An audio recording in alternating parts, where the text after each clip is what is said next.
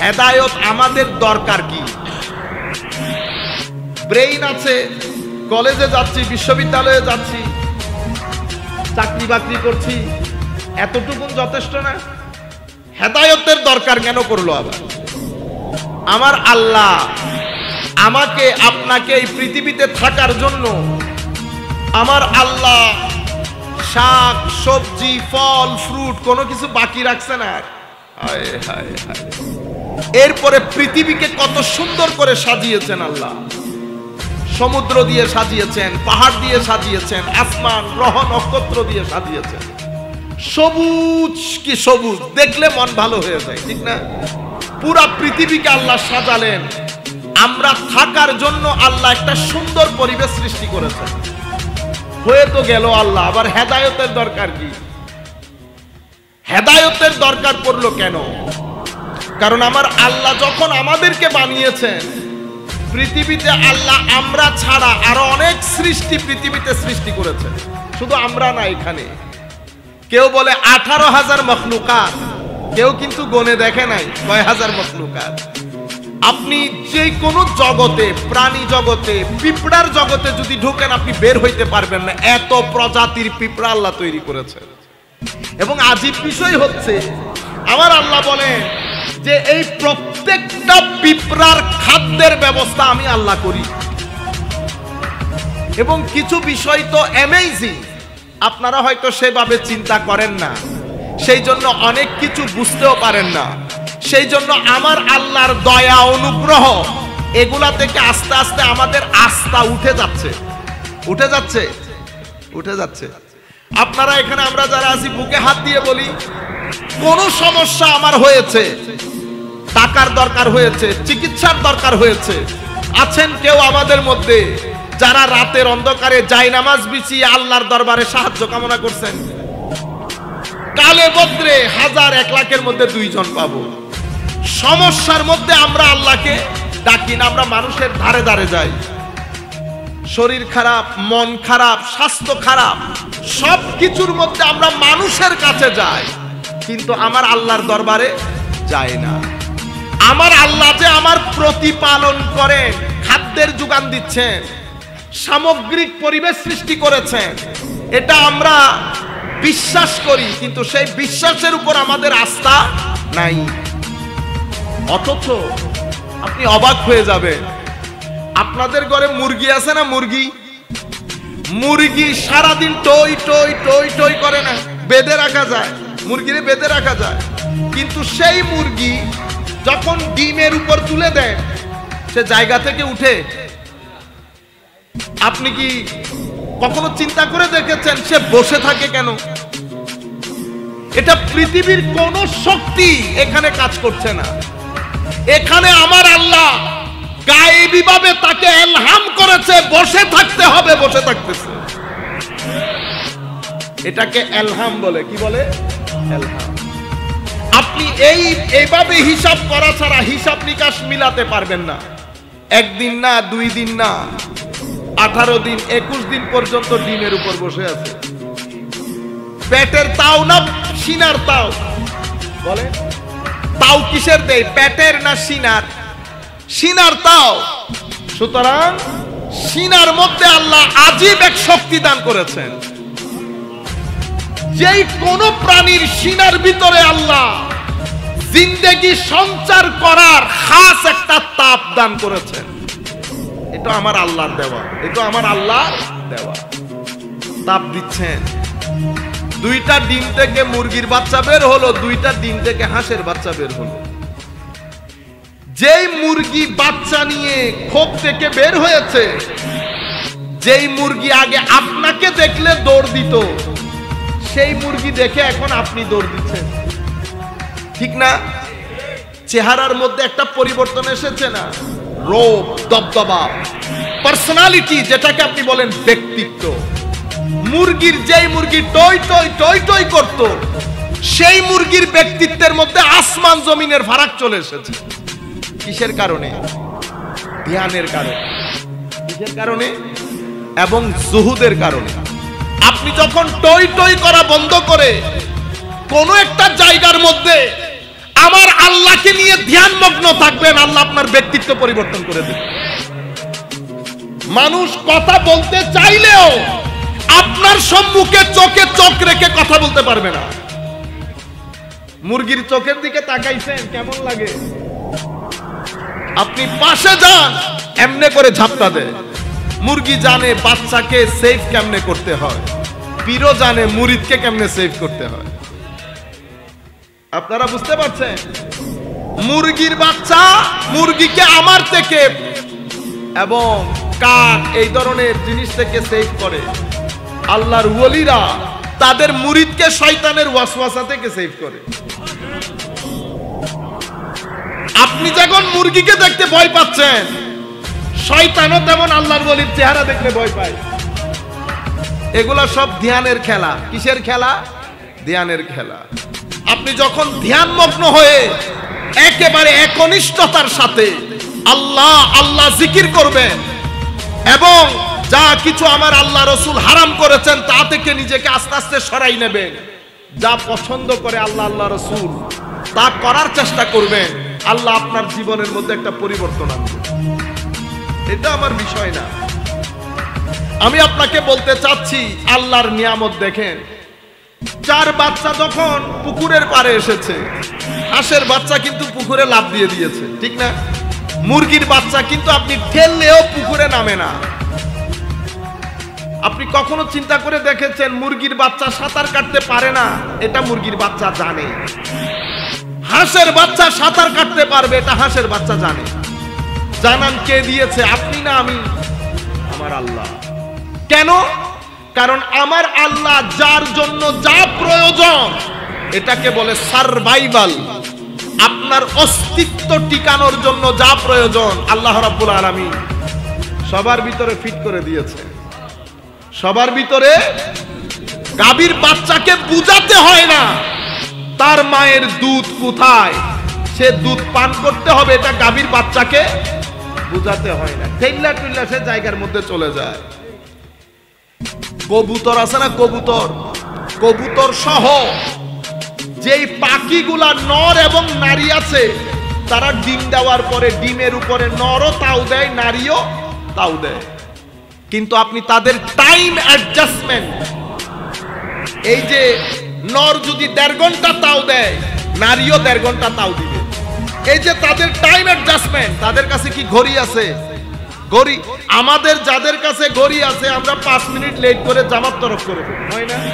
আবার গিয়ে বলি যে হাই কোথায়, আমার ঘড়িটা একটু 5 মিনিট পরে চলে গেছে। মানুষ টাইম অ্যাডজাস্টমেন্ট লস করে, কিন্তু কবুতর, এই পাখি কোনোদিন আপনি বেঁধে রাখা ছাড়া তাদের টাইম অ্যাডজাস্টমেন্ট আপনি কখনো নষ্ট করতে পারবেন না। আজীব আমার মাওলার শান।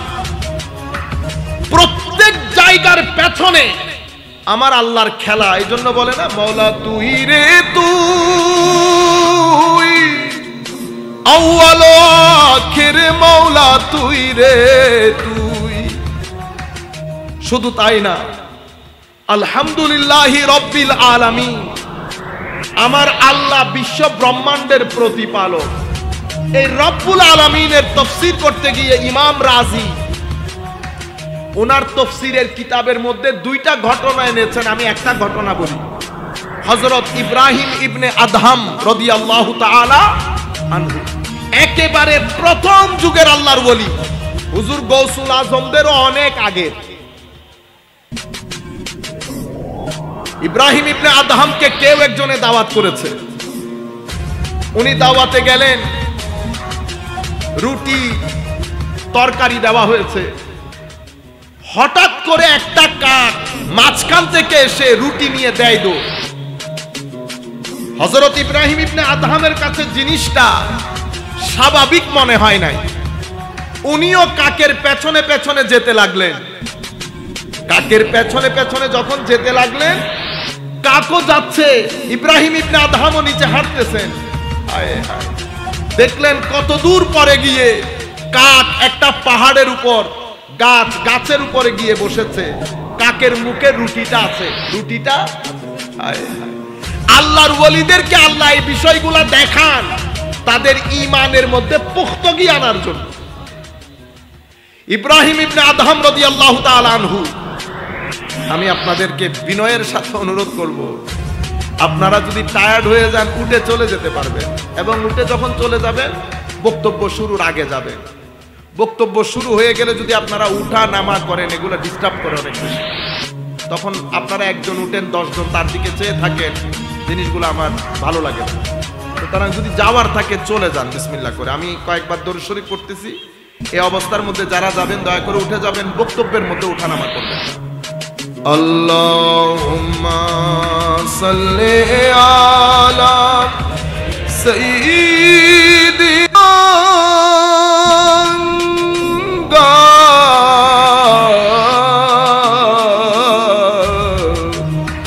दरिया बहा दिए हैं, दुर्बे बहा दिए हैं। अल्लाहुम्मा सल्ले आला सय्यिदिना मौलाना मुहम्मद व अला आले सय्यिदिना मौलाना मुहम्मद। हजरते इब्राहिम इब्ने अदहाम রাদিয়াল্লাহু তাআলা আনহু ওনার দস্তরখান থেকে রুটি নিয়ে যাওয়ার বিষয়টা ওনার ভালো লাগে নাই। উনি বুঝতে পেরেছেন কিছু না কিছু একটা ঘটনা ঘটবে। উনি না খেয়ে কাকের পেছনে ছুটতে লাগলো। কাক এক সময় গিয়ে পাহাড়ের উপরে একটা গাছের উপর বসে মুখের মধ্যে রুটি নেওয়া। হযরত ইব্রাহিম ইবনে আদহাম পাহাড়ের উপর যখন উঠেছে, কাক আস্তে করে উড়াল দিয়ে পাহাড়ের ভিতরে একটা গাছের সাথে ছোট্ট একটা বাচ্চা, ছোট্ট একটা যুবক, কেউ পিছমোড়া বাঁধিয়ে গাছের সাথে বেঁধে রেখেছে। একটা ছেলেকে কেউ পিছমোড়া বাঁধে যে কোনো কারণে বেঁধে রেখেছে। ছেলেটার খিদা লেগেছে, খাউন দেওয়ার কেউ নাই। ছেলেটা নিশ্চয়ই বলেছে যে আল্লাহ তুমি না বলেছো রব্বুল আলামিন তুমি খাদ্যের ব্যবস্থা করো, আমার খিদা লেগেছে। হযরত ইব্রাহিম ইবনে আদহাম বলছেন আমি দেখলাম কাক ওই ছেলের বরাবর গিয়ে আস্তে করে রুটিটা তার কোলের উপর ফেলেছে, আস্তে করে রুটিটা তার কোলের উপর ফেলেছে। যেই মাওলা এই বাচ্চার ক্ষুধার নিবারণ করার জন্য কাকের সাহায্য নিয়েছে, সেই মাওলা আজকে আমাদের খাদ্য এবং ক্ষুধা নিবারণ করতে পারে না। আমাদের বিশ্বাস খতম হয়ে গেছে। কিছু দুনিয়া, কিছু নফস, লোভ, লালসা, কিছু টাকা পয়সা আমাদের ভিতর থেকে আমার আল্লাহর মহব্বত, আল্লাহর খৌফ ও খশিয়াত, আমার নবীর ইশক, আউলিয়ায়ে কেরামের নিসবতের দুনিয়াকে বিরান করে দিয়েছে। নিসবতের দুনিয়াকে বিরান করে দিয়েছে। আমাদের ভিতর থেকে আমার আল্লাহর প্রতি সেই ভরসা উঠে গেছে। সম্মানিত উপস্থিতি, এখন সময় আমরা আবার সেই জিনিসগুলা ফেরত আনি, কারণ আমার আল্লাহ বুড়া হয়ে যান নাই। বলে ইয়াযু বিল্লাহ, নকল কুফর না বাস। আমার আল্লাহ আগে যেমন ছিলেন এখনো তেমন আছে। আমার আল্লাহ এখানে থাকেন। আল্লাহ বলছে বান্দা আমি শাই রোগেরও কাছে, আর আমার নবী তোমার জীবনেরও কাছে। আমি পিছনে, আমি এখানে আছি, আর আমার নবী রহমতুল লিল আলামিনকে তোমার জানের চেয়েও কাছে করে দিয়েছি। যা লাগে হাদিসে কুদসির মধ্যে আমার আল্লাহ বলছেন বান্দা, আমার আল্লাহ নাকি প্রত্যেক রাতে 12টার পরে বান্দাকে ডেকে ডেকে বলে বান্দা কোনো অসুবিধা আছে? কেন বলে জানেন? কারণ উনি রহমান, উনি রাহিম। নিজের পরিচয় দেওয়ার ক্ষেত্রে বলে নাই আলহামদুলিল্লাহি রাব্বিল আলামিন আর রহমানির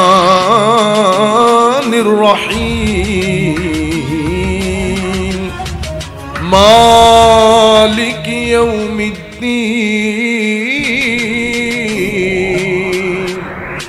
আমার আল্লাহ যখন নিজের পরিচয় তুলে ধরছেন, বলেছেন আমি রহমান। মওলা রহমান, হ্যাঁ আমি দয়ালু। কিরকম দয়ালু? দুনিয়াতে তোমার যা কিছু প্রয়োজন আমি দান করব, আমি তখন তোমার যোগ্যতা দেখব না। দুনিয়াতে যা প্রয়োজন আমি তোমার প্রয়োজন অনুসারে তোমাকে দান করব, আমি যোগ্যতা দেখব না। তুমি কে, তুমি কার ছেলে, বিশ্বাস করো কি করো না, এগুলা দেখব না। এই জন্য তিনি রহমান। রহমান মানি দুনিয়াতে যিনি যেহেতু প্রতিপালক, সেই হেতু আমার এখানে যা প্রয়োজন আমার আল্লাহ নিজে বন্দোবস্ত করেন বান্দার জন্য। যখন আপনাকে চেয়ার দেবেন, ধন দেবেন, দৌলত দেবেন, জ্ঞান দেবেন, আমার আল্লাহ আপনার পিছন দেখবে না, চেয়ারও দেখবেন প্রয়োজন। আর রহিম, এটা আখিরাতের সাথে সম্পৃক্ত। এখন আমার আল্লাহ সবাইকে দয়া করবেন না, সেদিন যোগ্যতার বিচারে দয়া করবেন। সেদিন যোগ্যতার বিচারে, আজকে প্রয়োজনের বিচারে। আজকে আপনার প্রয়োজন মিটাবে কিয়ামতের ময়দানে, মালিক ইয়াউমিদ্দিন। আজকে আমার বিচারের দিন। বান্দা আজকে না, আজকে তোমার যোগ্যতা বাদ দিয়ে আমি তোমাকে দয়া করব না। যোগ্যতা কেন? এখান থেকে আমরা বলতে চাচ্ছি আমাদের বক্তব্যটা। আমরা এখানে আমাদের একটা উদ্দেশ্য আছে। রুয়ে জমিনের মধ্যে যা কিছু বানিয়েছেন আমার আল্লাহ, সব এক জায়গায়, আমরা আরেক জায়গায়। আমাদের মেথর থেকে শুরু করে, সুইপার থেকে শুরু করে উপরের লেভেল। যেহেতু আমি মানুষ, আমার বানানোর পেছনে একটা উদ্দেশ্য আছে। সেই উদ্দেশ্যটা কি? তো সেই উদ্দেশ্যটা হচ্ছে প্রত্যেক ব্যক্তি দুনিয়া থেকে যাওয়ার আগে আল্লাহর সন্তুষ্টি নিয়ে যেতে হবে। সেটা 10 টাকার হোক, 20 টাকার হোক, 100 টাকার হোক, প্রত্যেক ব্যক্তি যার যার সামর্থ্য অনুযায়ী আল্লাহর সন্তুষ্টি নিয়ে যেতে হবে। মনে রাখবেন, আমার আল্লাহর সন্তুষ্টি কখনো ইবাদত ছাড়া আসে না। কি ছাড়া? ইবাদত ছাড়া আসে না। ইবাদত মানে কি? হায় হায়, মনে রাখবেন, আমার উপর আল্লাহ যে দায়িত্ব দিয়েছেন, সেই দায়িত্ব আল্লাহ এবং রসুলের পথ মত অনুযায়ী আদায় করার নাম ইবাদত। ইবাদত শুধু মসজিদের মধ্যে নামাজ পড়ার নাম ইবাদত না। আপনি ব্যবসা করছেন, সেই ব্যবসার মধ্যে মানুষের হক খেয়াল করে আদায় করা, এটা ইবাদত। রাস্তা পরিষ্কার করছেন, ইবাদত। মসজিদ পরিষ্কার করছেন, ইবাদত। থানা বিল্ডিং এ আপনি মানুষের বিচার করে দিচ্ছেন, ইবাদত। মানুষের কাজ সহজ করে দিচ্ছেন, ইবাদত। ইবাদত একটা বিশাল বিস্তৃত। ঘরের মধ্যে আপনি, আমার মারা, বোনেরা, আমাদের আহলিয়ারা ঘরের মধ্যে পাকশাক করে আমাদেরকে খাওয়াচ্ছেন, এটাও ইবাদত। সবচেয়ে বড় ইবাদত কোনটা? তো সবচেয়ে বড় ইবাদত যিনি বানিয়েছেন তাকে সিজদা করা। তাকে সিজদা করা সবচেয়ে বড় ইবাদত। হায় হায়, সিজদার মধ্যে কি হয়? সিজদার মধ্যে মানুষ তার শরীরের সবচেয়ে উৎকৃষ্ট যেটা অংশ, সেটাকে সবচেয়ে নিকৃষ্ট অংশের মধ্যে ফেলে রাখে মানুষ সিজদার মধ্যে। এই কারণে আমরা সিজদা কয়বার করি? 2 বার। হযরত আলী রাদিয়াল্লাহু তাআলা আনহুকে জিজ্ঞেস করা হয়েছিল, হুজুর রুকু 1 বার, তারাই 1 বার, সিজদা 2 বার কেন? তো সিজদা 2 বার কারণ মিনহা খালাকনাকুম ওয়া ফিহা নুঈদুকুম ওয়া মিনহা নুখরিজুকুম তারাতান উখরা। এই মাটি থেকে তোমাকে বানানো হয়েছে, এই মাটিতে তুমি আবার ফেরত যাবে, এখান থেকে তোমাকে আবার তোলা হবে। প্রথম সিজদার মাধ্যমে তুমি বলতে চাও যে এই মাটির মাধ্যমে তোমাকে সৃষ্টি করা হয়েছে। সিজদা থেকে যখন তুমি উঠে দ্বিতীয় সিজদার মধ্যে যাও, তুমি বলতে চাচ্ছ আবার তুমি এখানে ফেরত যাবে। তুমি দ্বিতীয় সিজদা থেকে উঠে জানান দিতে চাচ্ছ এখান থেকে আবার আমাকে তোলা হবে, এখান থেকে আবার আমাকে তোলা হবে। যারা সিজদা দেন তো আমার শরীরের মধ্যে সবচেয়ে গুরুত্বপূর্ণ অংশ আমার মাথা, সেই মাথার সবচেয়ে সম্মানজনক অংশ আমার কপাল। সেই কপালকে আমি ধরতির সবচেয়ে ময়লা জায়গার মধ্যে রাখি আল্লাহর সম্মানার্থে, আল্লাহর সম্মানার্থে। এই জন্য আল্লাহ এবং বান্দা দুইজন সবচেয়ে বেশি কাছাকাছি থাকে কোন অবস্থায়? সিজদার অবস্থায়। কিন্তু সেই সিজদার মধ্যে আমরা কত জায়গায় যে পড়ে থাকি তার কোনো ঠিক নাই। আমরা কেউ সিজদা করি সুবহান রাব্বিয়াল আলা 3 বার বলে ফিনিশ, কেউ বছরের পর বছর সিজদা করছি। সেই কারণে উলামায়ে কেরাম বলছেন মুসল্লি কয়েক ধরনের হয়। প্রথম ধরনের মুসল্লি মুফলিহ। এরা কারা? এরা হচ্ছে ওই সমস্ত মুসল্লি যারা নামাজের মাধ্যমে আল্লাহর নৈকট্য অর্জন করেছে, নামাজের মাধ্যমে আল্লাহর নৈকট্য অর্জন করেছে। এদেরকে বলে মুসল্লি মুকাররাব, যারা নামাজের মাধ্যমে আল্লাহর নৈকট্য অর্জন করেছে। কেন? নামাজ দেওয়াই হয়েছে আল্লাহর নৈকট্য অর্জনের জন্য, রেজা ইলাহি হাসিল করার জন্য। কারণ নামাজের মধ্যে বান্দা আল্লাহ একাকার হয়ে যায়। আল্লাহ বলে বান্দা শুনে, বান্দা বলে আল্লাহ শুনে।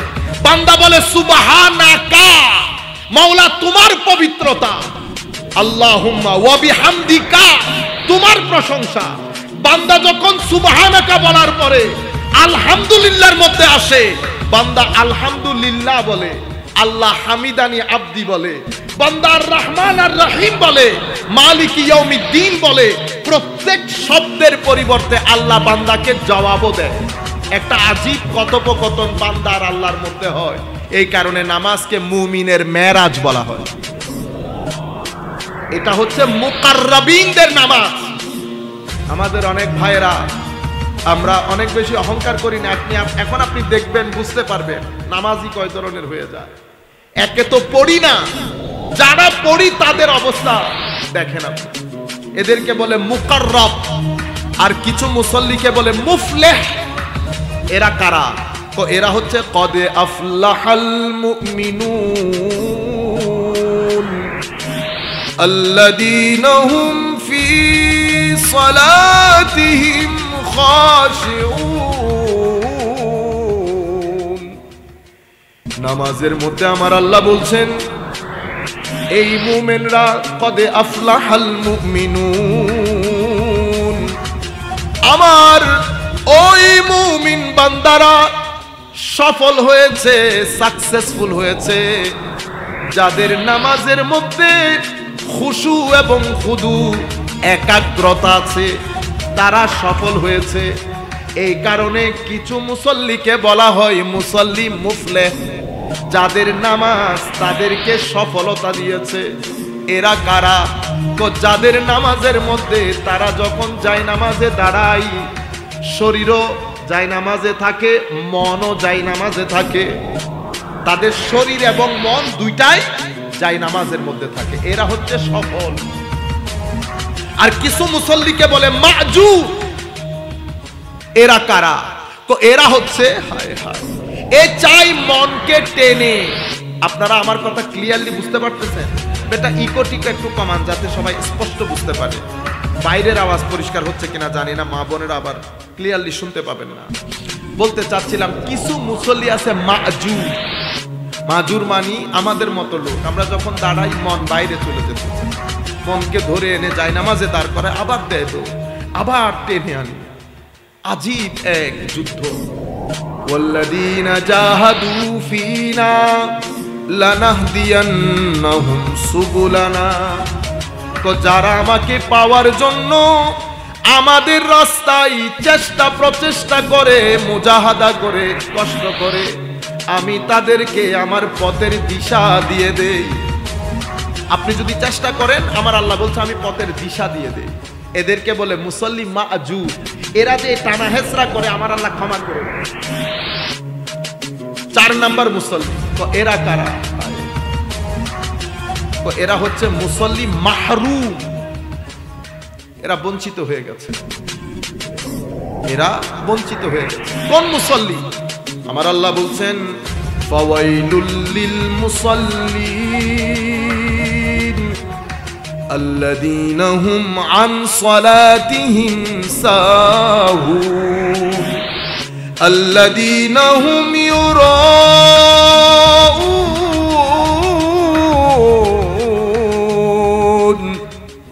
ওয়া ইয়ামনাউনাল মাউন। আমার আল্লাহ বলছেন সেই মুসল্লি ধ্বংসপ্রাপ্ত হোক। ফাওয়াইলুল লিল মুসাল্লিন, ধ্বংস হয়ে যাক সেই মুসল্লি আল্লাযীনা হুম আন সালাতিহিম সাহুন, এমন মুসল্লি যারা নামাজ দিয়ে একেবারে নামাজের আদাব, নামাজের এটিকেট, নামাজের একটা আদাব আছে না, নামাজের রুকন আছে, রুকন আদব এটিকেট কোনো কিছুর পরোয়া করে না। তারা দুনিয়ার মধ্যে থাকে, সময় মিললে আসরের ওয়াক্ত চলে যাচ্ছে, জোহর চলে যাচ্ছে, পড়ব করে সময় চলে যায়, হয় পড়ে না, নতুবা একেবারে শেষ সময়ে গিয়ে দাঁড়ায় তাড়াতাড়ি, দাঁড়াইতে শেষ, নামাজ শেষ হইতে শেষ, 2 মিনিট নামাজ শেষ। আপনি কি করলেন? এটা কে বলছে আপনাকে নামাজ পড়তে? কেন পড়লেন এটা? আপনি কি মনে করেন আমার আল্লাহ এই এখানে পড়ে থাকা পাথর বলেন, কোরআন এবং হাদিস অনুযায়ী রুয়ে জমিনের প্রত্যেক কিছু আল্লাহর ইবাদত করে? আল্লাহ আমার ইবাদতের জন্য বসে আছে? বেয়াদবি হয়ে গেছে। আমরা করি না? ব্যবসা করি, বাণিজ্য করি, চাকরি করি, দূরাদূরির মধ্যে, তাড়াহুড়ার মধ্যে। মনে রাখবেন নামাজের রুকন আরকান আছে, এটা আমি যখন পালন করব সময় নিয়ে পালন করব না, আল্লাহু আকবার সুবহানাকাল্লাহুম্মা বিহামদিক, এরকম না, এটা নামাজ না। আমার মা বোনরাও শুনছেন, আস্তে ধীরে সময় নেন। 4 রাকাত নামাজ পড়তে 5 মিনিটও লাগে না। সুবহানাকা আল্লাহ, আপনি যখন কথাগুলো পড়বেন মাথায় রাখেন আপনি কোন একজনের সামনে দাঁড়িয়েছেন, একজনের সামনে দাঁড়িয়েছেন। মনকে নরম করার চেষ্টা করেন।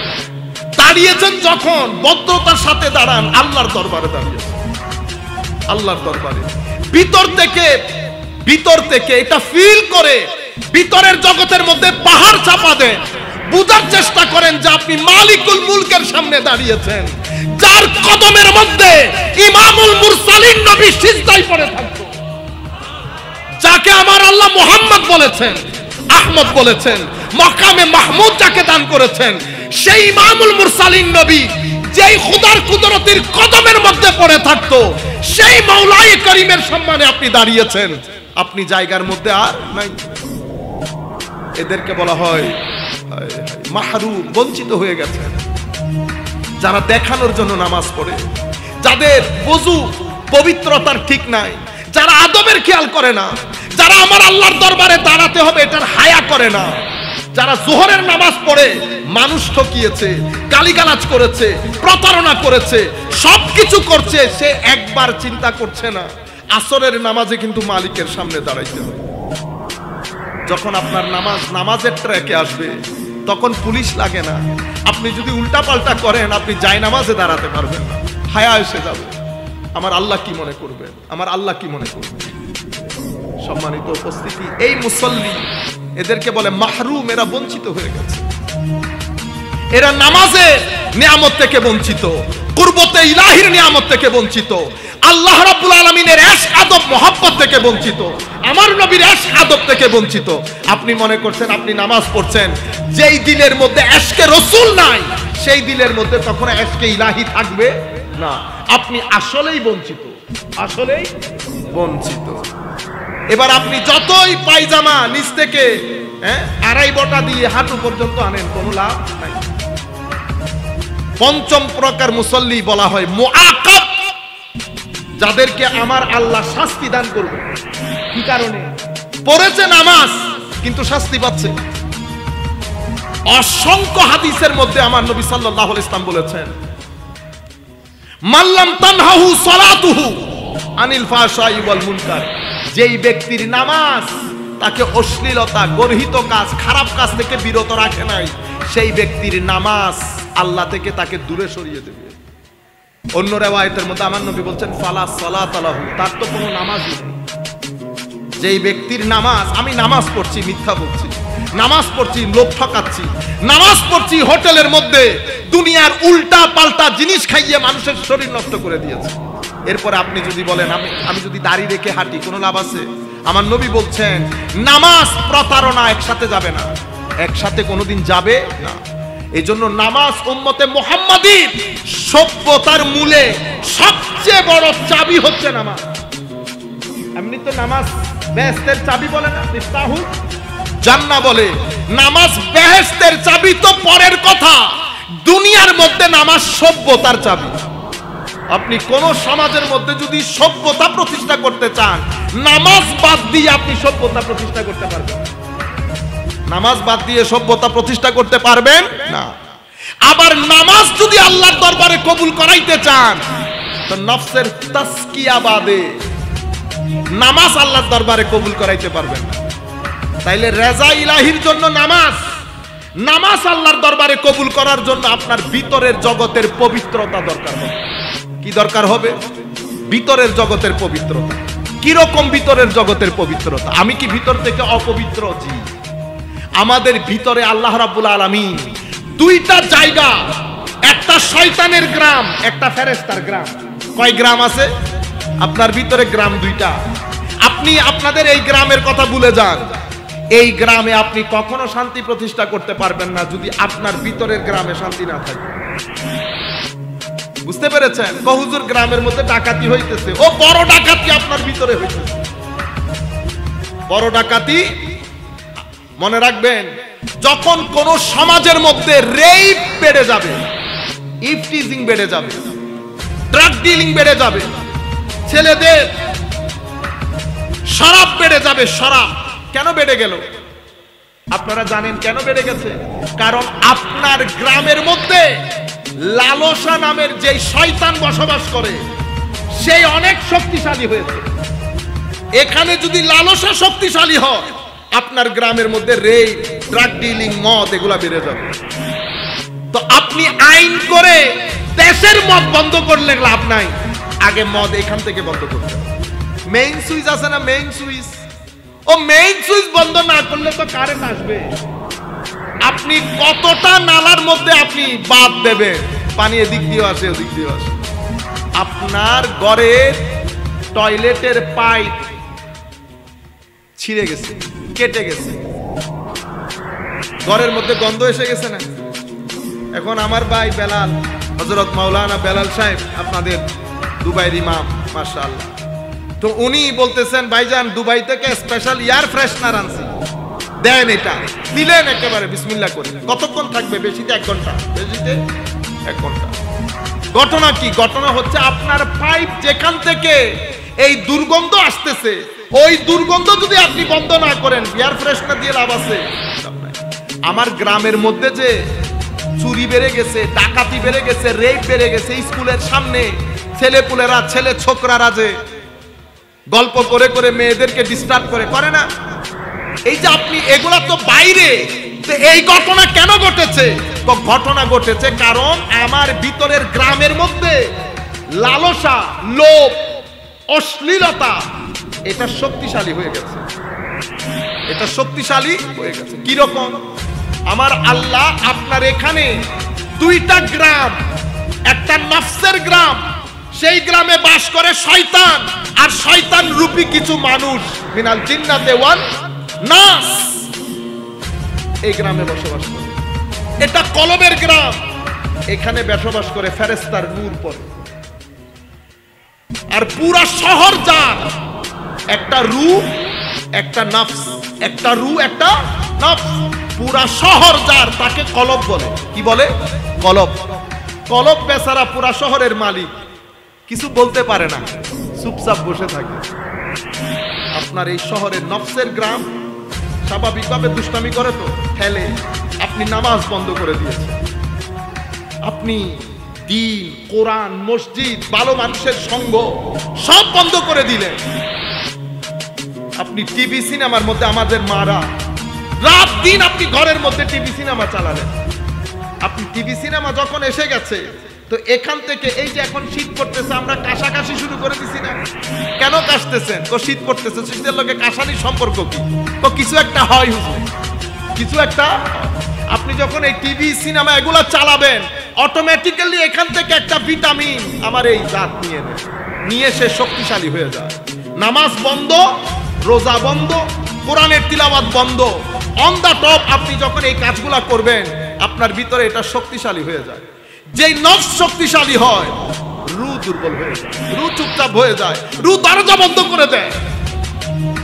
আমাদের ভাইয়েরা রাত দিন আমার মতো তোমার মতো, আমার মতো তোমার মতো বলে না নবী, আমার মতো কো মানুষ, কো কি মাটি। ও আপনি মাটি না, শুধু আপনি নবী তো অনেক দূরের জিনিস।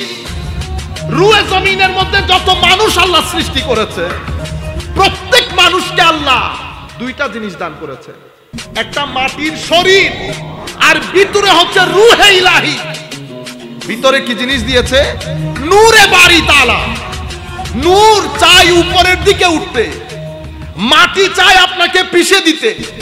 মানুষ যখন নূরের সিঁড়ি বেয়ে উপরের দিকে উঠে, যত বছর যাবে যাক না কেন, আপনি তাদের নাম নেওয়ার সময় বলেন রাদিয়াল্লাহু আনহু।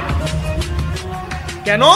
কারণ তারা নূরের সিঁড়ি বেয়ে উপরে উঠেছে, তারা কদ আফলাহা মান তাযাক্কা করেছে, তারা লাকাদ খালাকনাল ইনসানা ফি আহসানি তাকবীম এর ফুয়ুজাতে ধন্য হয়েছে। আপনার ভিতরে আল্লাহ শুধু মাটি দেয় না, আপনার ভিতরে আল্লাহ খাস নূর দান করেছেন। ফানাফাখতু ফীহি মির রূহি, আমি আমার রূহ ফুঁকে দিয়েছি মানুষের ভিতরে। আপনি কি নিরেট মানুষ, নিরেট মাটি? না, আমি নিরেট মাটি না, আমার ভিতরে আল্লাহ নূরও দান করেছেন। আপনার সামনে নূরও আছে, মাটিও আছে। সিদ্ধান্ত আপনার, মাটির সিঁড়ি দিয়ে নিচে নামবেন না নূরের সিঁড়ি দিয়ে উপরে উঠবেন, দুইটাই আপনার সামনে। যদি উপরে উঠেন তো লাকাদ খালাকনাল ইনসানা ফি আহসানি তাকওয়িম, আর যদি নিচে নামেন তো সুম্মা রাদাদনাহু আসফালা সাফিলিন। আপনারা বুঝতে পেরেছেন? আপনি যখন নিচে নামবেন, আপনারা সূরা ফিলের মধ্যে পড়েন না, আলাম তারা কাইফা ফাআলা রাব্বুকা বিআসহাবিল ফিল। হাবিব, আপনি কি দেখেন নাই কাদেরকে? কো আসহাবুল ফিল, হাতির সঙ্গী সাথীদেরকে। কার সঙ্গী সাথী? হাতি। আপনারা হয়তো একটা জিনিস খেয়াল করেন না, মানুষ সৃষ্টির সেরা জীব না? সৃষ্টির সেরা জীব তো। বলার দরকার ছিল মানুষের সঙ্গী সাথী হাতি। আমি একটা এক্সাম্পল দিলে বুঝতে পারবেন। আমরা প্রধানমন্ত্রীর সাথে সফর সঙ্গী হয়ে ধরেন কোথাও গেলাম, পত্রিকার মধ্যে কি লিখবে? আজারি সাহেবের সফর সঙ্গী হয়েছেন প্রধানমন্ত্রী, এটা লিখবে?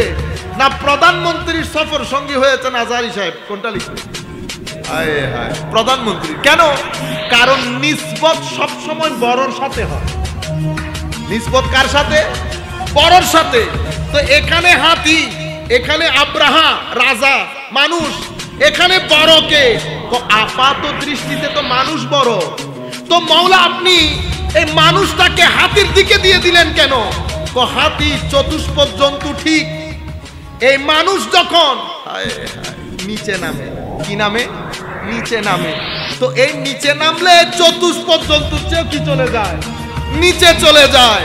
আমার আল্লাহ বলছেন, বান্দা এই বিয়াদব এসেছে আমার কাবা ধ্বংস করতে। তো যেহেতু সে কাবা ধ্বংস করতে এসেছে, সে মানুষ না, সে জন্তুর পর্যায়েও নাই, সে জন্তুর চেয়েও নিচে নেমে গেছে। যেহেতু জন্তুর চেয়ে নিচে নেমে গেছে, সেহেতু জন্তু তার চেয়ে সেরা, সেই কারণে আসহাবুল ফিল বলা হয়েছে। আসহাবুল, এটা উলামায়ে কেরাম ইমাম রাজির তাফসীর দেখলে আরো সুন্দর করে বুঝতে পারবেন। অনেক অসম্ভব সুন্দর করে ইমাম রাজি বর্ণনা দিয়েছে। তো এ অন্য দৃষ্টিকোণ থেকেও এই চতুষ্পদ জন্তুর চেয়েও নিকৃষ্ট হয়েছে। কেন? তো এই যখন হাতিকে ধাক্কা দিচ্ছে কাবার দিকে যাওয়ার জন্য, হাতি কাবার দিকে না গিয়ে উত্তর দিকে হয়ে যাচ্ছে, মানে হাতিরও বুঝে আসছে এটা আল্লাহর ঘর, ভাঙা যাবে না। তো যেটা চতুষ্পদ জন্তুর বুঝে এসেছে, সেটা দুই পায়ের জানোয়ারের বুঝে আসে। সেই কারণে কি বলা হয়েছে? আসহাবিল ফিল। তুই মানুষ না বেটা, তুই হাতির সঙ্গী সাথী। হাতির সঙ্গী সাথী মানে নির্মের জিনিসকে ঊর্ধ্বের জিনিসের সাথে কি করে দিয়েছে, সম্পর্ক করে দিয়েছে। আপনারা বুঝতে পেরেছেন? তো আমার সামনে রাস্তা দুইটা, হয় উপরের দিকে যাব, হয় নিচের দিকে নামবো। আমরা এখন, আপনি যখন নিচের দিকে নামবেন তো কি হবে? দুইটা ঘটনা ঘটবে, ব্যক্তিগত এবং পারিবারিক পর্যায়ে। পরিবারে একটা ঘটনা দেখবেন, আপনি বুঝতে পারবেন আপনি নিচের দিকে যাচ্ছেন। যখন কোনো মানুষ নিচের সিঁড়ি দিয়ে নিচের দিকে নামতে থাকবে, সেই সমাজের মধ্যে গালাগালি বেড়ে যাবে। কি বেড়ে যাবে? অশ্রাব্য ভাষায় মানুষ গালাগালি করবে। নাম্বার 1, আমানতদারির কোনো লেশ মাত্র থাকবে না। নাম্বার 2, সত্য কথা মানুষ কালে বদলে বলবে।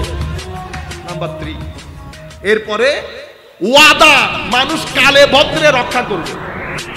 এই 4টা জিনিস। এরপরে 5ম, সমাজের মধ্যে অশ্লীলতা বেড়ে যাবে। সমাজের মধ্যে বিবাহ প্রথা ভেঙে যাবে, বিবাহ বিচ্ছেদের ঘটনা বেড়ে যাবে। এগুলা হচ্ছে সোসাইটির নিচের দিকে চলে যাচ্ছে। সোসাইটির নিচের দিকে চলে যাওয়া মানে আপনার নফসের গ্রাম শক্তিশালী হওয়া, আপনার ভিতরে লালসা কাজ করছে। এখন আমার কি করতে হবে? আমার নবী বলছে উম্মত, হিজরত করা বাদে উপায় নাই। কি করতে হবে? হিজরত। হিজরত কোত্থেকে কোথায় করব? নফসের গ্রাম থেকে রূহের গ্রামে হিজরত করা বাদে শান্তি নেই। আল মুহাজির মান হাজারা মা নাহাল্লাহু আনহু আও কামা ক্বালা নবী সাল্লাল্লাহু আলাইহি ওয়াসাল্লাম। মুহাজির আসল সেই যেই ব্যক্তি আল্লাহর অপছন্দনীয় জায়গা থেকে পছন্দের জায়গায় চলে আসে। এখন আপনি অপছন্দের জায়গা থেকে যদি পছন্দের জায়গায় না আসেন, কি হবে? আপনার ঘর থেকে শান্তি চলে যাবে, আপনার সমাজ থেকেও শান্তি চলে যাবে। ঘর এবং সমাজের মধ্যে অস্থিরতা বেড়ে যাবে, ঘর এবং সমাজের মধ্যে অশান্তি বেড়ে যাবে, হতাশা বেড়ে যাবে, একজন আরেকজনকে সম্মান করবে না, সম্পর্কগুলো নষ্ট হয়ে যাবে। সেই পর্যায়ে এখন এসে পৌঁছেছি। আমরা এখন কি করতে হবে? আল্লাহর ওয়াস্তে আমি আপনাদেরকে বলছি, আমরা ওয়াদা করি যে আমরা অন্তত একটু একটু হলে ফরজ নামাজ যেন কেউ মিস না করে, কোরআনের তিলাওয়াত যেন মিস না করেন। যারা কোরআন পড়তে জানেন না, মসজিদের ইমাম মুয়াজ্জিনের কাছ থেকে গিয়ে আল্লাহর ওয়াস্তে কোরআন পড়া শিখে। আমার নবীর সাথে চেহারা দেখানো যাবে না। আপনি কোরআন বুঝার তো দূরের কথা, আপনি পড়তেই জানেন না, আপনি আমার নবীর সাথে মুখ দেখাইতে পারবেন? যাই হোক, এটা আমি আমার প্রাথমিক পর্যায়ের কিছু কথা আপনাদের বলার দরকার ছিল, বললাম।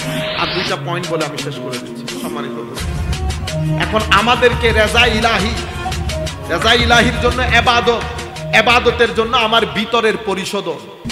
ভিতরের পরিশোধন করতে হলে আমি আস্তে আস্তে আল্লাহ অপছন্দ করেন এই কাজগুলা যদি ছাড়তে না পারি, তাহলে আমি তো হিজরত করতে পারবো না। ছাড়ার জন্য এবাদতমুখী হতে হবে, কোরআনমুখী হতে হবে, দরুদমুখী হতে হবে, মাজারের নিসবত রাখবেন, ঘরের মধ্যে টিভি সিনেমা একটু একটু করে কমানোর চেষ্টা করবেন। হেদায়েতের দরকার কি ছিল? এই হেদায়েতের দরকার এটা ছিল। হেদায়েত ছাড়া নফসের গ্রামকে কন্ট্রোল করা যাবে না। নফসের গ্রামকে যদি কন্ট্রোল না করেন, এলাকার মধ্যে অশান্তি বেড়ে যাবে। এটার জন্য হেদায়েত দরকার। হেদায়েত কাকে দিয়ে পাঠালেন? হেদায়েত পাঠিয়েছেন আমার নবীকে দিয়ে। কাকে দিয়ে? নবীকে। হায় হায় হায়। তো নবী যখন আসলেন, তো নবী তো মানুষ, ঠিক না? নবী কি ফেরেশতা না? নবীরা কি মানুষ? আমার নবী মানুষ, কিন্তু আমার নবী শুধু মানুষ না তো, আমার নবী নবী। আমি আরেকটা টেকনিক্যাল বলি, আল্লাহ নবীকে মানুষ হিসেবে কেন পাঠালেন? যদি নবীর মধ্যে নবী মানুষ না হতে, তো নবী আল্লাহকে আমাদের সাথে পরিচয় করাইতে পারতেন না, কারণ আমরা তো মানুষ, ঠিক না? সেই কারণে আমার আল্লাহ কি বলে দেখেন, কুল হাবিব, আপনি বলেন। কি বলবে আল্লাহ? হুয়া, তিনি আল্লাহ এক। এটা পবিত্র কোরআনের সূরাতুত তাওহীদ সূরাতুল ইখলাস। আপনারা জানেন তো সূরাটা, পড়তে পারবেন একটু? পড়েন। বিসমিল্লাহির রহমানির রহিম। কুল হুয়াল্লাহু আহাদ আল্লাহুস সামাদ লাম ইয়ালিদ ওয়া লাম ইউলাদ ওয়া লাম ইয়াকুল লাহু কুফুয়ান আহাদ। আমরা খুব সংক্ষিপ্ত আকারে শেষ করে দেব। হাবিব আপনি বলেন তিনি আল্লাহ এক, আল্লাহুস সামাদ, তিনি অমুখাপেক্ষী। পৃথিবীর সবাই তার মুখাপেক্ষী, তিনি কারো মুখাপেক্ষী নন। তিনি কারো কাছ থেকে আসেন নাই, তার কোনো মা বাবা নাই, তার কাছ থেকেও কেউ জন্মগ্রহণ করেন না, তার কোনো স্ত্রী পুত্র নাই, তার মতো কেউ নাই। আবার অন্য জায়গায় কি বলেছে? লাইসা কামিথলিহি শাই, কোন দিক থেকে কেউ তার মতো না। তাইলে আল্লাহর কোনো মিছিল নাই। কুল ইন্নামা আনা বাশারুম মিসলুকুম, আমার নবীর মিছিল আছে। আমার নবী লাইসা কামিসলিহি শাই, আল্লাহর কোনো মিছিল নাই।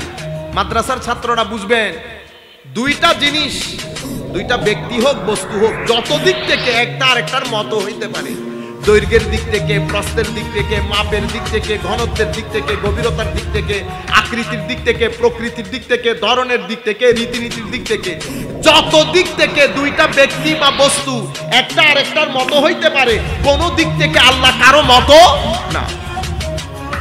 কিরকম মতো না? তো আল্লাহর কোনো জায়গা নাই। আপনি যদি জিজ্ঞেস করেন হুজুর আল্লাহ কোথায় আছেন, প্রশ্ন শুদ্ধ হবে না। কেন? কারণ আপনি বলতেছেন কোথায়, কোথায় মানে জায়গা, কোন জায়গায়? তো জায়গা সৃষ্টি হয়েছে তো অনেক পরে, আমার আল্লাহ জায়গা সৃষ্টি হওয়ার আগেও ছিলেন। তো জায়গা সৃষ্টি হওয়ার আগে যেখানে ছিলেন এখনো সেখানে আছেন। আমার আল্লাহ, কলেজ ইউনিভার্সিটির ছেলেরা ইজিলি বুঝতে পারবেন, আমার আল্লাহ is free from time and space. Time এবং স্পেস, সময় এবং স্থান থেকে আল্লাহ পুত পবিত্র। আল্লাহর কাছে কোনো মাস, কোনো সপ্তাহ, কোনো বছর নাই, কোনো বাংলাদেশ, কোনো ইন্ডিয়া, কোনো জায়গা নাই। আমার আল্লাহ ছিলেন, কেউ ছিল না। এরপরে আমার আল্লাহ সৃষ্টি করা শুরু করেছে, এখনো তেমন আছে, আগে যেমন ছিলেন। আপনারা বুঝতে পেরেছেন? আল্লাহর কোনো মতো নাই। এখন যার কোনো মতো নাই তাকে খুশি করব কেমনে? কারণ আমি তো একটা জায়গায় থাকি, একটা জায়গা, এখন একটা জায়গাতে না, একটা জায়গা, আমার একটা সময় আছে, আমি সৃষ্টি। এখন আল্লাহকে আমি যদি রাজি করতে চাই, আল্লাহর ইবাদত যদি করতে চাই, আমি করব কি করে? তার তো কোনো মিছিল নাই, মতো নাই। সেই কারণে আমার আল্লাহ কি বলেন? হাবিব বলে দেন মিসলুকুম, আমি তোমাদের মতো মানুষ। আল্লাহর মতো নাই, আমাদের মতো করে আল্লাহ একজনকে পাঠিয়েছেন। এখন এই মতের অর্থ কি? এই মতের, এই যে মত বলেছে, মতের অর্থ কি? আসেন আমরা সূরা ইখলাস দিয়ে বুঝি। কুল, হাবিব আপনি বলে দিন। তাইলে এই সূরার নাম সূরা তাওহীদ না? আমার ভাইরা যারা যেখান থেকে বসে শুনতেছেন, আমি জানি অনেক ভাই রাস্তায় দাঁড়িয়েও শুনতেছেন, ঠিক আছে? অনেকে আছেন মোবাইল দিয়ে আরেকজনকে শোনাইতেছে, কোনো অসুবিধা নেই, মন দিয়ে শুনেন।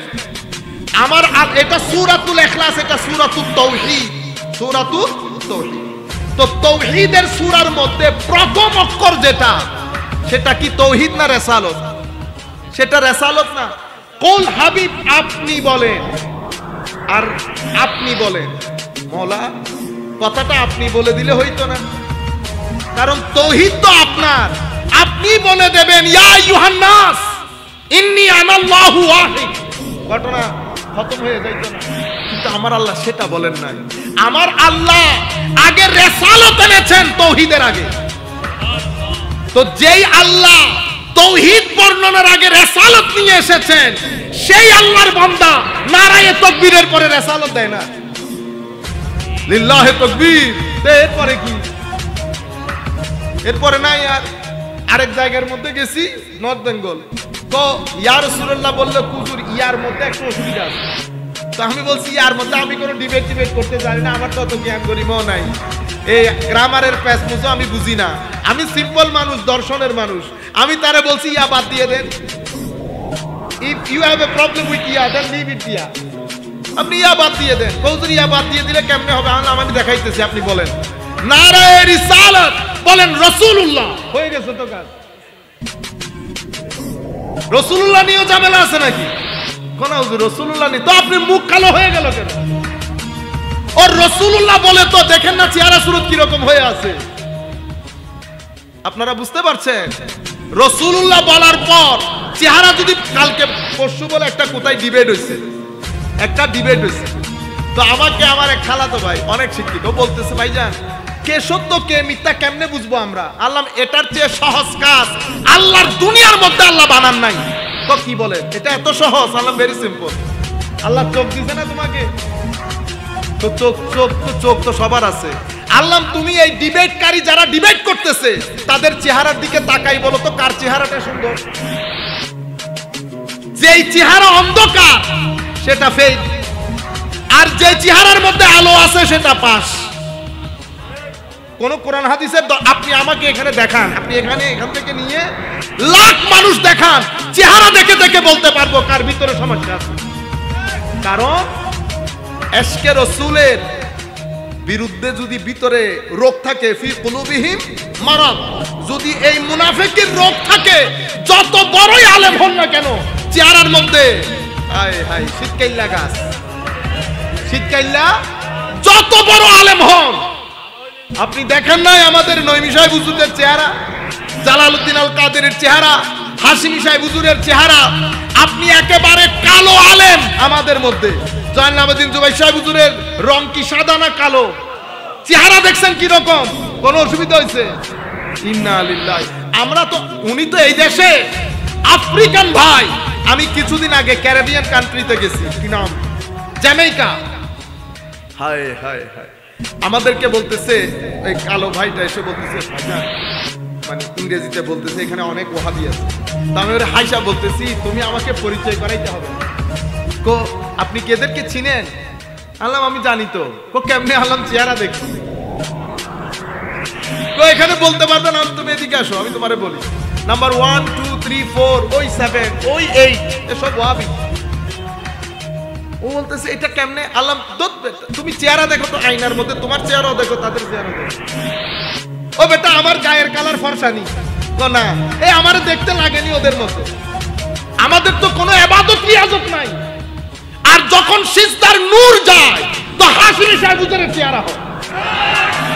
আপনি এখানে ডিবেটের দরকার নাই। আমি আমার পক্ষ থেকে 3 জন বসাই দিছি আপনার স্টেজের মধ্যে। হুজুর আল্লামা নঈমী সাহেব হুজুর, হুজুর আল্লামা জালালউদ্দিন আল কাদরি, হুজুর আল্লামা হাশিমি সাহেব হুজুর। আপনি আপনার সবাইকে বসান, চেহারা বলে দেবে কে হক কে বাতিল। ফেস ইজ দি ইন্ডেক্স অথবা মিরর অফ মাইন্ড। ফেস কে কি বলে? Mirror of mind. মানে আপনার ভিতরে যা আছে এই আয়নার মধ্যে ফুটে উঠে, এই আয়নার মধ্যে ফুটে উঠে। যদি আমলের খারাপই থাকে আমার আল্লাহ এটা প্রকাশ করে না, এটা কিয়ামতের জন্য রেখে দেয়, ইচ্ছে করলে মাফ করে দেবে। আমলের খারাপই কখনো চেহারায় ফুটে উঠবে না, কিন্তু আকীদার খারাপই, মুনাফিকের খারাপই ফুটে উঠবে। আপনি যদি কাফের হন, কাফের বলতে গালাগালি না, মানে আপনি যদি স্পষ্টভাবে অস্বীকার করেন তো করেন, অনেক কাফের আছে না চেহারা বিকৃত হয় না, কিন্তু আপনি যদি মুসলমানের নাম দিয়ে শানে রিসালাতে বিয়াদবি করেন, আমার আল্লাহ চেহারার মাধ্যমে এই মুনাফিকি ফুটিয়ে তুলে। আমি আপনাকে গ্যারান্টি, আপনি অস্বীকার করেন, গ্যারান্টির সাথে বলতেছি, ডিবেটের আয়োজন করেন, 3 জন থাকবে, আপনি ডিবেট শুরু করতে হবে না, প্রথম দিন চেহারা দেখে বলতে পারবেন কে হকের উপর কে বাতুলতার উপর। একজন বলে না কোন মায়ের ছেলে কি দুধ খাইলে আসেন আমার সাথে? তো দুধ খাইতে হয় না ভাই, তুমি গিয়ে এলাকায় যাইবা, গিয়ে নিজের আয়নার মধ্যে চেহারাটা দেখবা, দেখে চিন্তা করবা কোরআন হাদিস পড়ে ব্যক্তির চেহারা এরকম হয় কিনা। কোরআন হাদিস যারা ক্বালা রাসূলুল্লাহ সাল্লাল্লাহু আলাইহি ওয়াসাল্লাম, যারা সকাল সন্ধ্যা বলে তাদের চেহারা এরকম হয় না। চেহারার মধ্যে নূর থাকে, গ্লু থাকে, পার্সোনালিটির মধ্যে ওয়েট থাকে। যেখানে যাবে মানুষ বুঝতে পারবে কেউ না কেউ একজন এসেছে। কিন্তু যদি শানে রিসালাতের মধ্যে গুস্তাখি থাকে, যতটুকুন গুস্তাখি চেহারার মধ্যে ততটুকুন অন্ধকার থাকে। এটা তো দুনিয়াতে থাকতে, দুনিয়া থেকে চলে যাওয়ার পর চেহারা বিকৃত হয়ে যায় বেশিরভাগ ক্ষেত্রে যারা শানে রিসালাতের মধ্যে বেয়াদবি করে। কেন? কারণ রিসালাত আমাদের ঈমানের, আপনি যদি বলেন হুজুর ঈমানের 7 স্তম্ভ, এটা এটা এটা, তো ডিস্ট্রিক্ট তো ঈমানের অনেক। হুজুর ঈমানের রাজধানী কোনটা? মনে রাখবেন ঈমানের রাজধানী আমার নবীর শানে রিসালাত হচ্ছে ঈমানের রাজধানী। যদি নবী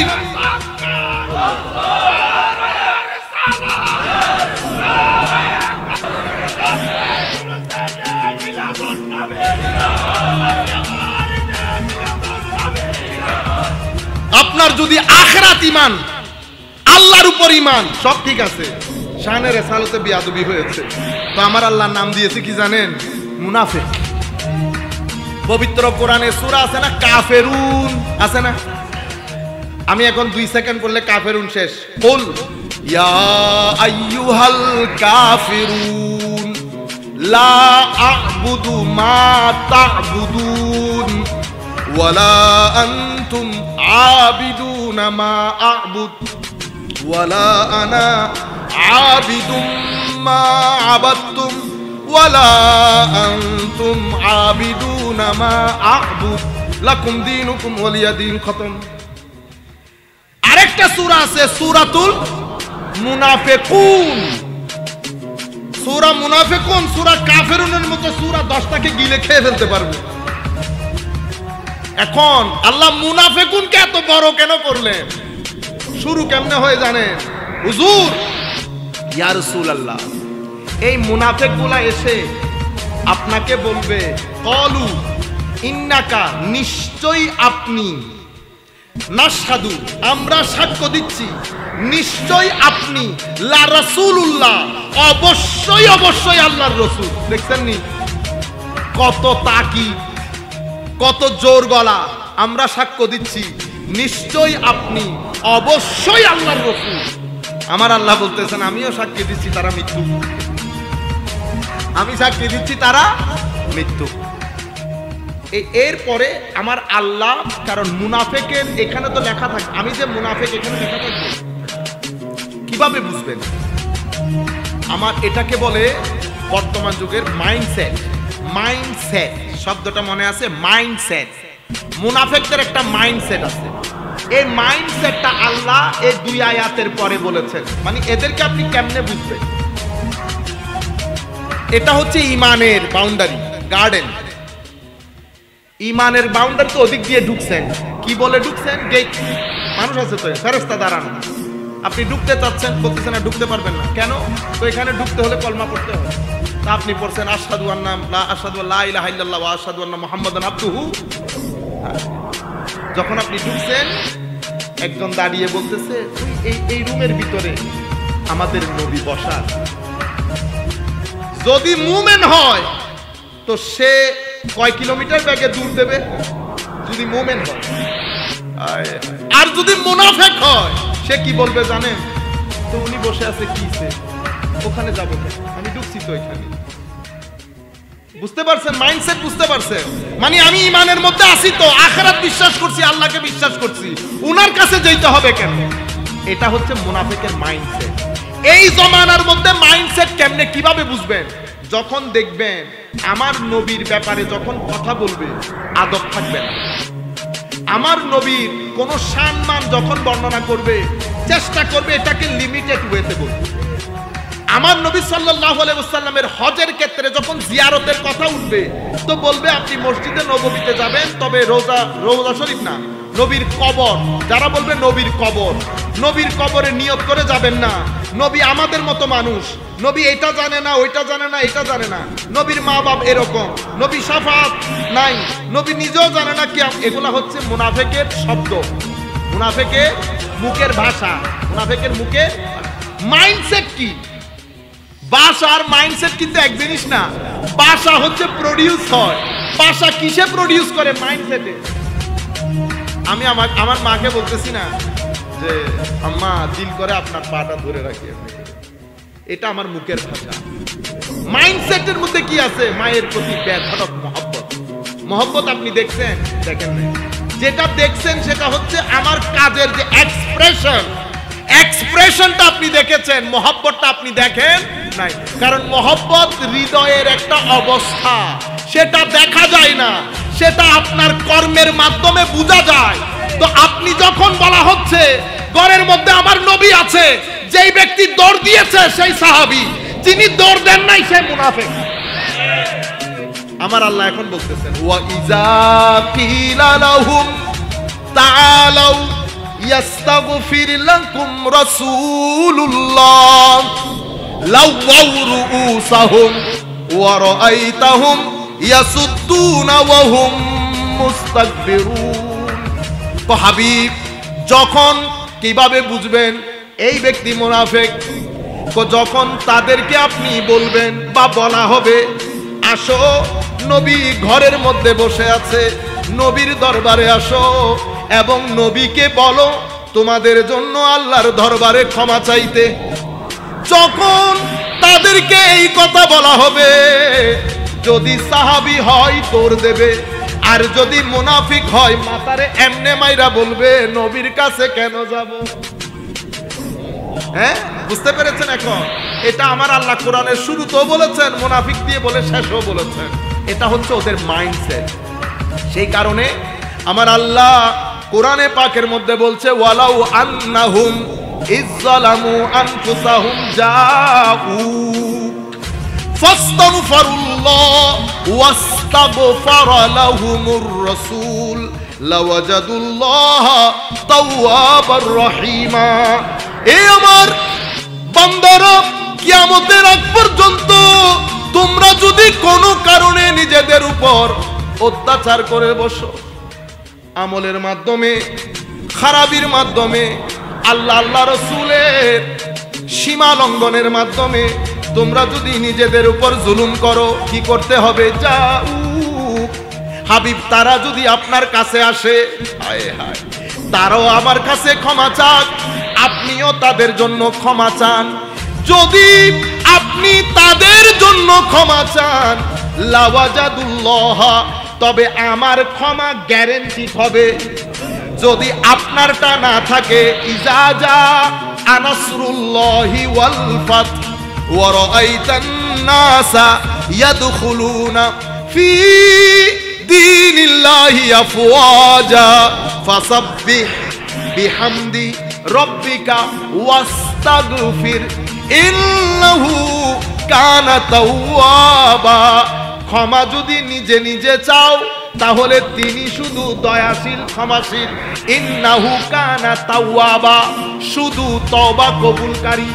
যদি ক্ষমা আপনি চান, শুধু আপনি, আমার নবী চান নাই আপনার জন্য, যদি পৃথিবীর যেই কোনো প্রান্ত থেকে আমার আল্লাহর দরবারে ক্ষমা প্রার্থনা করেন, আমার আল্লাহ বলছেন ইন্নাহু কানা তাওয়াবা, তিনি তওবা কবুলকারী। কিন্তু আপনার তওবার সাথে যদি আমার নবীর সুপারিশ থাকে, আপনার তওবাও আছে, তওবার সাথে নবীর সুপারিশও আছে। আয়াতের প্যাটার্ন দেখে বুঝতে পারবেন আমার আল্লাহ কি বলছে। লাওয়াজাদুল্লাহ, হাবিব, আর তার ইস্তেগফারের সাথে আপনার সুপারিশও যদি থাকে, আমি আল্লাহ অবশ্যই অবশ্যই তার দোয়া কবুল করব, তাকে আমার অনুগ্রহের চাদরে আবৃত করে নেব। সুবহানাল্লাহ। আপনারা বুঝতে পেরেছেন? এখন আমার নবী বলছে যাও, হুজুর আমাকে বলতেছে ইংল্যান্ডে, তো এটা তো তখনকার সময়ের জন্য বলছে, যখন নবী যখন ছিলেন তখনকার সময়ের জন্য বলছে। আল্লাহ এটা একটা কথা বললেন। তো বদরের যুদ্ধের আয়াত তো বদরের যুদ্ধে নাজিল হয়েছে, তো তুলে ফেলে দিবেন। ওহুদের যুদ্ধের আয়াত ওহুদের যুদ্ধে নাজিল হয়েছে, তুলে ফেলে দিবেন। প্রত্যেক আয়াতে একটা হিস্টোরিক্যাল ব্যাকগ্রাউন্ড থাকে আর একটা জেনারেল অ্যাপ্লিকেশন থাকে। হিস্টোরিক্যাল ব্যাকগ্রাউন্ডকে আমরা শানে নুজুল বলি।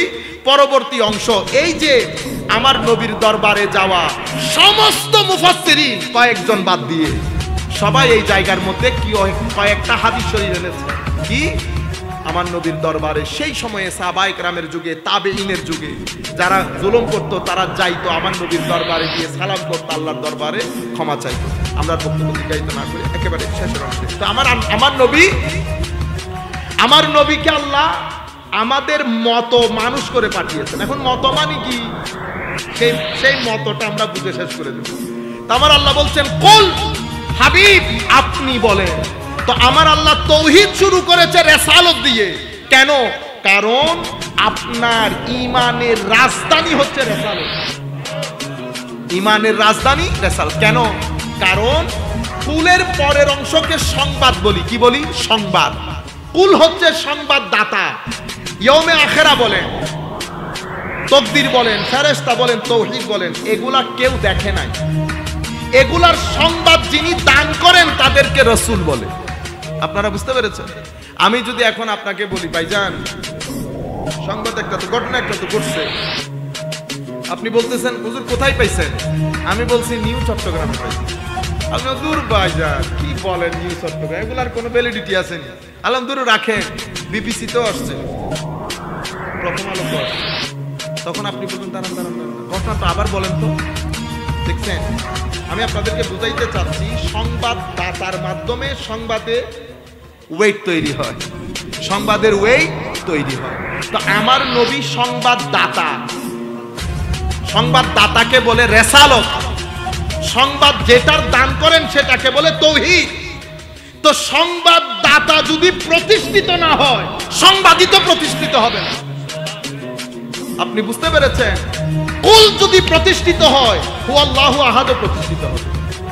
সেই জন্য কুলের পরিচয় কি? কুল হচ্ছে নবী, কুল হচ্ছে রাসূল, কুল হচ্ছে বুরহান। কুল কি? বুরহান।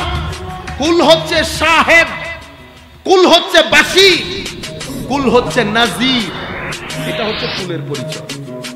সর্বসাকুল্যে কুল, আমি তিনটা শব্দ এখান থেকে পিক করি সংক্ষিপ্ত আকারে বলার জন্য।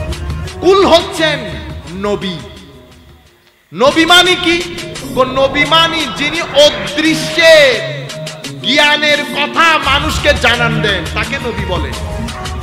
কেন? তো কারণ হুয়া হচ্ছে অদৃশ্য। হুয়া কি?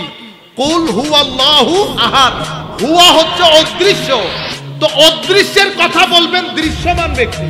তো যিনি দৃশ্যমান, ওনার মধ্যে দুইটা জিনিস লাগবে, দৃশ্যমান জিনিসও লাগবে, অদৃশ্যের সংবাদ গ্রহণ করার দাপটও লাগবে।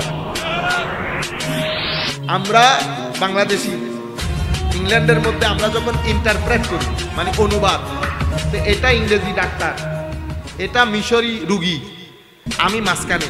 তো ডাক্তার আমাকে বলতেছে, রে জিগাও প্রবলেম কি, হোয়াটস দ্য প্রবলেম?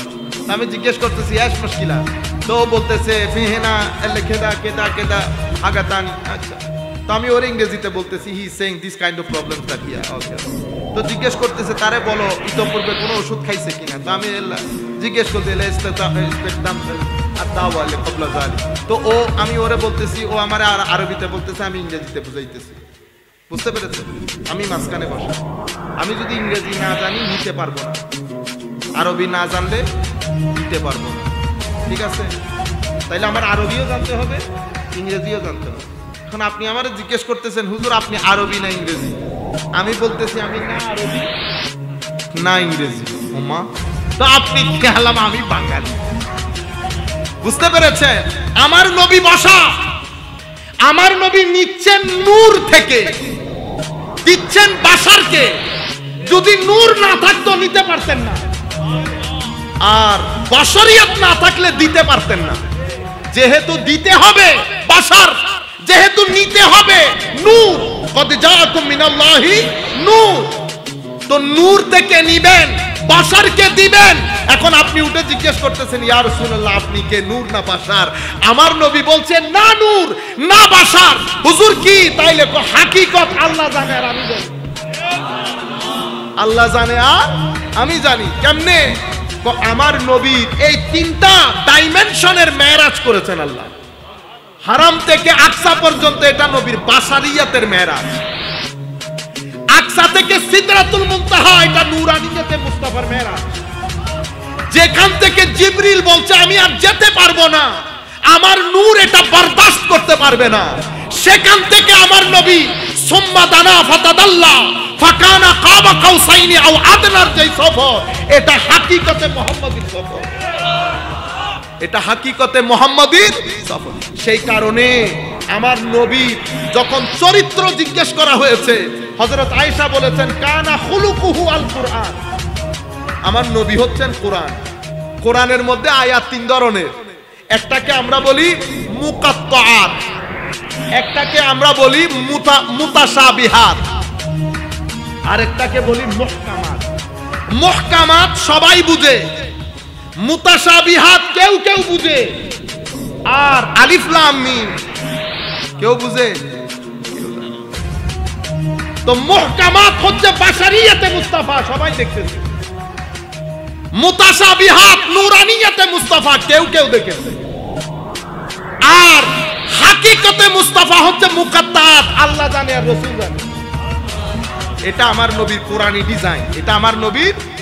তো মিসলিয়ত কেন? মিসলিয়ত হচ্ছে তুমি যতক্ষণ পর্যন্ত তুমির কাছে না আসবে তুমি তিনিকে জানতে পারবে না। কুল তুমি, হুয়া তিনি। এখন আমি আপনি যদি না আসেন তো তিনির কথা কারে জিজ্ঞেস করব? আমি আপনাকে বলতেছি তিনি আসেন নাই, মানে আপনার বাবা তিনি আসেন নাই, আপনি বলতেছেন হুজুর তিনি তো অসুস্থ, তিনি অসুস্থ। তো আমি তিনির সংবাদ জিজ্ঞেস করেছি, তুমি কে, মানে আপনাকে। তো যদি আপনি এখানে না থাকেন তো তিনি তো এখানে নাই, যিনি নাই উনি তিনি। তো তিনির জন্য তুমি দরকার। তো আমার আল্লাহর সূরা ইখলাসের কুল হচ্ছে তুমি, হুয়া হচ্ছেন তিনি। তো তিনি কে? তিনি আল্লাহ। আল্লাহকে কোনো মেসাল নাই। তো মাওলা মেসাল না থাকলে যাবো কোথায়? কুলের মেসাল। তো মাওলা কুল কি শুধু মেসাল? না, এখানে ফজিলত আছে। ফজিলত কোথায়? কয় ইউহা ইলাইয়া। মিসলিয়তের মধ্যে পড়ে থাকলি আমার নবী ইউহা ইলাইয়া, মাওলা ইউহা ইলাইয়া মানি তুই বুঝো নাই। এই কোরআন এটা যদি পাহাড়ের উপর নাজিল করতাম, পাহাড় রেজা রেজা হয়ে ধ্বংস হয়ে যেত। পাহাড় সবচেয়ে শক্তিশালী জিনিস, যেই কোরআনের ভার নিতে পারে নাই, সেই কোরআনের ভার আমার নবী সিনার ভিতরে হজম করে আছে। আমার ওয়ালাউ আনজালনা হাযাল কুরআন আলা জাবালিন লা রাআইতাহু খাশিআম মুতাসাদ্দিআম মিন খাশিয়াতিল্লাহ, আল্লাহর ভয়ে পাহাড় পর্যন্ত রেজা রেজা হয়ে যেত। সেই কোরআন আমার নবী কলবের ভিতরে হজম করে ফেলছে। তো আমার নবী বছর বাজারে গেছে, বিয়ে করেছে, বন্ধুত্ব করেছে, এটা হচ্ছে মিসলিয়তের পাঠ। এগুলা দেখলে একজনকে আমার মতো মনে হয়। আমার নবী নবী হিসেবে ফজিলতওয়ালা।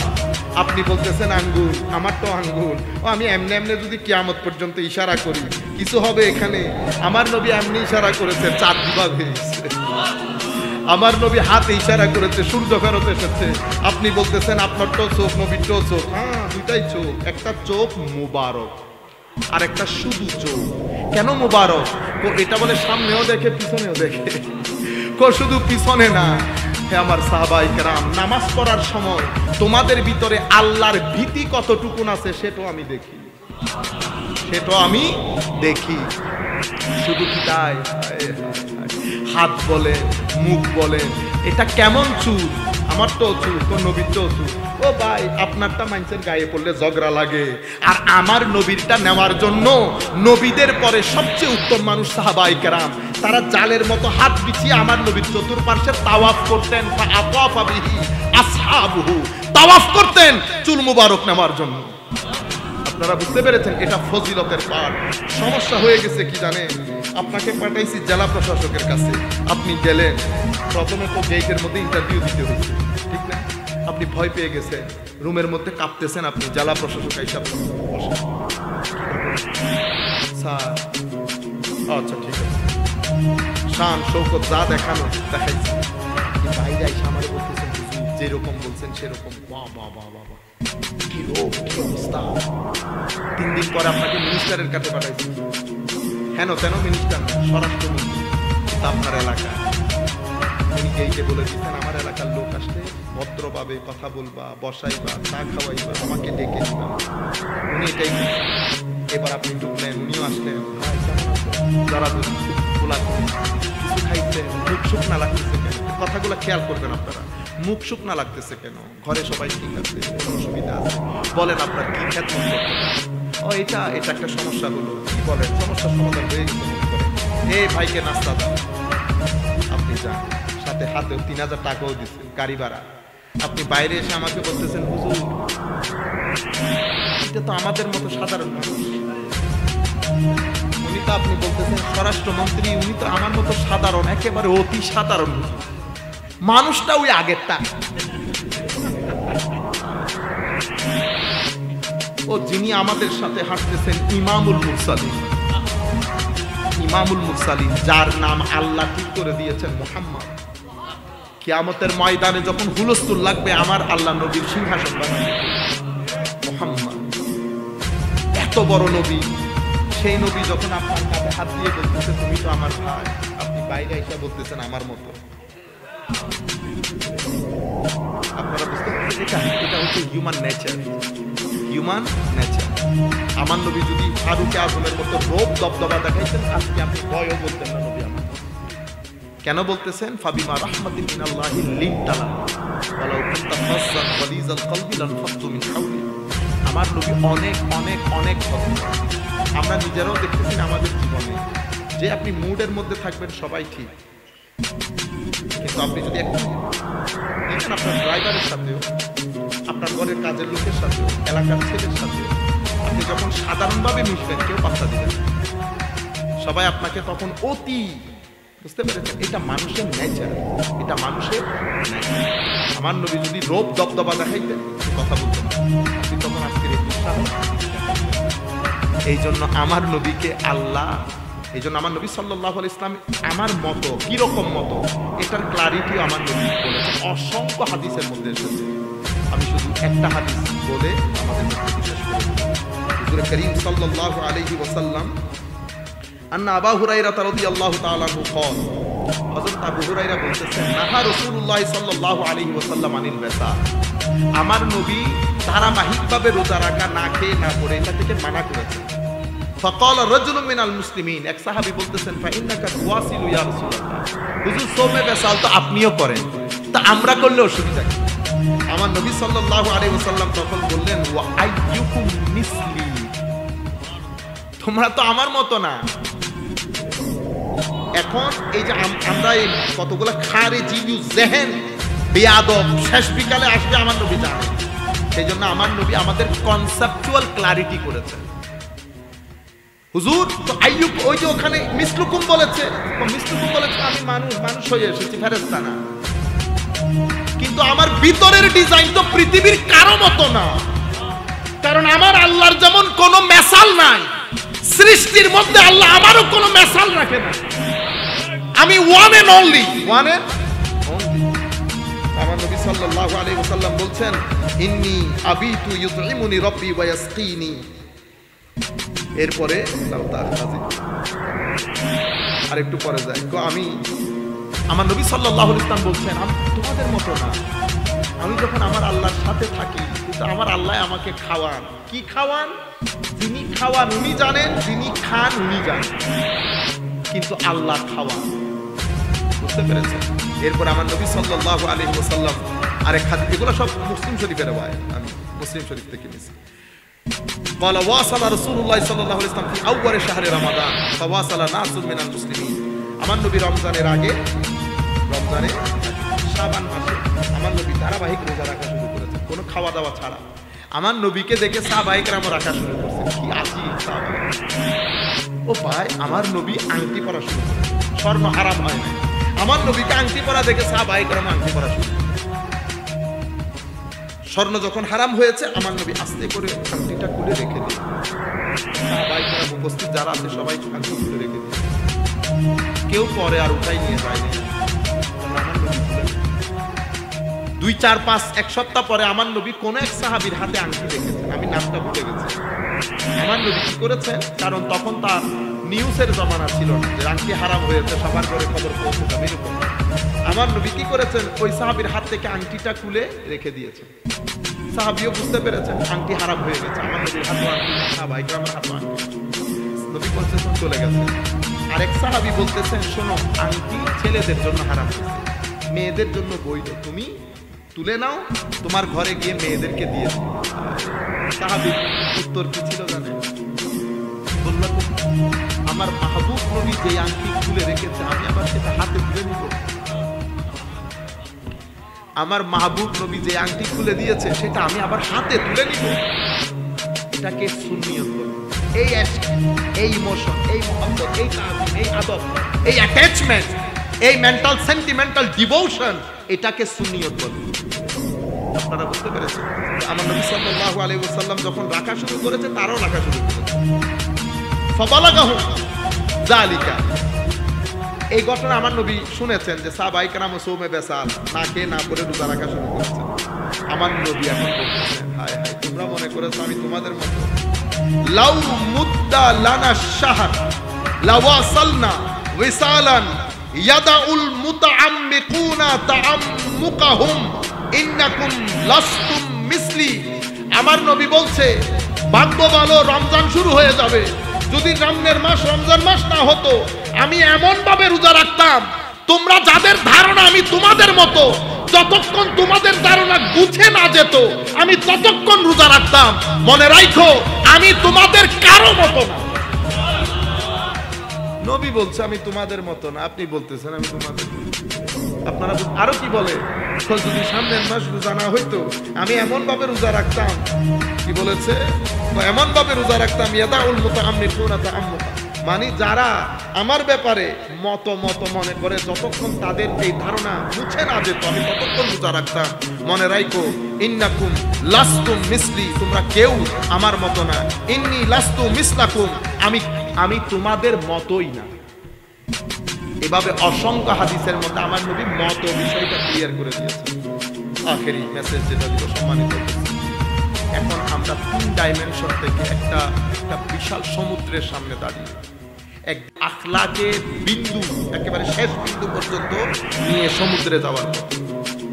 অশ্লীলতা, আমি ইয়াং ছেলেদেরকে, আমার বয়সে, আমার চেয়ে কম বয়সী যারা আছেন তাদেরকে বলবো, এটা আল্লাহর ওয়াস্তে, আমি জানি এটা অনেক কঠিন কাজ, কিন্তু আপনারা নিজেদেরকে হেফাজত করতে হবে। কেন হেফাজত করবেন? কারণ কিছুদিন পর আপনারা বিয়ে করবেন। আপনি যদি এভাবে অশ্লীলতার মধ্যে কন্টিনিউ করেন, আপনি বিবাহ পরবর্তী জীবনের মধ্যে আগুন জ্বলবে। সুতরাং আপনাকে আপনার পথ বেছে নিতে হবে। আপনি আল্লাহর দরবারে বেশি বেশি করে দোয়া করেন, দরুদ শরীফ পড়েন, চেষ্টা করেন রোজার হালতের, এই ওযুর হালতের মধ্যে থাকতে। যেভাবে হোক প্রত্যেক সপ্তাহে চেষ্টা করবেন আপনি অশ্লীলতার রেঞ্জকে কমায় আনতে।